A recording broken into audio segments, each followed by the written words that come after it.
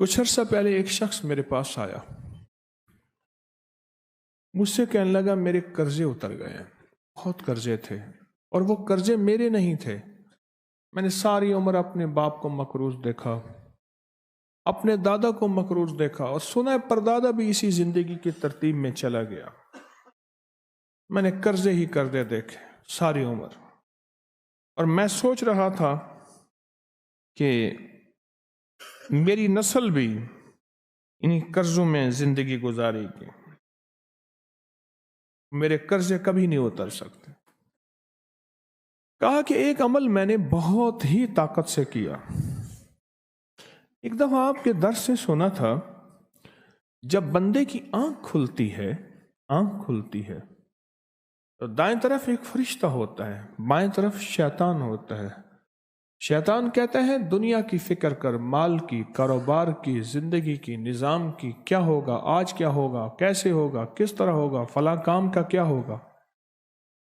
اور فرشتہ کہتے ہیں اللہ کا نام لے، اللہ سارے کام بنانے والا ہے، اللہ بگڑی بنانے والا ہے، اللہ مسائل کو حل کرنے والا ہے، اللہ زندگی کی ناکامیوں کو دور کرنے والا ہے۔ اور کہا کہ بندہ اگر اللہ کا نام لے لیتا ہے تو پیشانی پہ ایک لفظ لکھا جاتا ہے جس کو غنی کہتے ہیں، اور اگر بندہ اللہ کا نام نہیں لیتا تو پیشانی پہ ایک لفظ لکھا جاتا ہے جس کو فقر کہتے ہیں۔ جس کو میرا رب فقیر کر دے، کائنات کی طاقت اس کو غنی نہیں کر سکتی۔ جس کو میرا رب منگتا کر دے، کائنات کے کوئی بندہ، امیر، رئیس، بادشاہ اس کو دے نہیں سکتا۔ کہا کہ میں نے اس پہ عمل کیا، اور اس پہ عمل کے ساتھ میں نے یہ عمل شروع کیا جس کو بیڈ ٹی والا عمل کہتے ہیں، سوتے ہوئے۔ اعوذ باللہ من الشیطان الرجیم، بسم اللہ الرحمن الرحیم، لا حول ولا قوة الا باللہ العلی العظیم۔ یہ 11 دفعہ پڑھنا۔ کہا کہ میں نے یہ 11 دفعہ عمل شروع کر دیا، اور کچھ ہی عرصے میں میرے اسباب پیدا ہوئے، میرے قرضے کیسے اترے،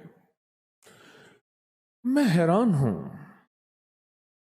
کہا کہ پہلے اتر جاتے تھے، پھر چڑھ جاتے تھے، پھر اتر جاتے تھے، پھر، اور کبھی آج تک پورے نہیں اترے تھے۔ اب صورتحال یہ ہے کہ اللہ پاک نے اتنا دیا ہے کہ بہن بھائیوں کے ساتھ، رشتہ داروں کے ساتھ، پڑوسیوں کے ساتھ میرا معاملہ وسیع القلبی کا ہے۔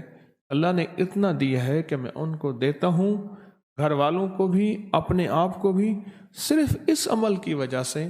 اور کہا میرا دل مانتا ہے، پہلے میرے ماتھے پہ فقر لکھا تھا، میرے باپ کے ماتھے پہ فقر لکھا تھا، اس کے باپ دادا کے ماتھے پہ فقر لکھا تھا۔ اس عمل کی وجہ سے اللہ نے فقر مٹا کے مجھے غنی کر دیا۔